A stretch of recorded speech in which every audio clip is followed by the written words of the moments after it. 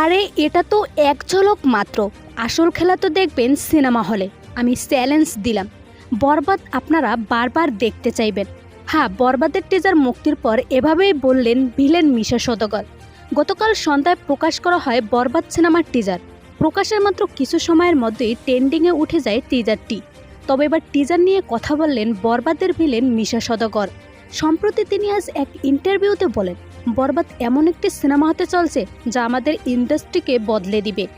এই সিনেমার মুক্তির পর অনেকেই ভাবতেই পারবে না এটা বাংলা সিনেমা, কারণ যেভাবে আমাকে শাকিব খানকে উপস্থাপন করা হয়েছে তা সত্যিই বড় চমক। তবে এবার শাকিব খানকে বেশি ভায়োলেন্সভাবেই দেখানো হয়েছে।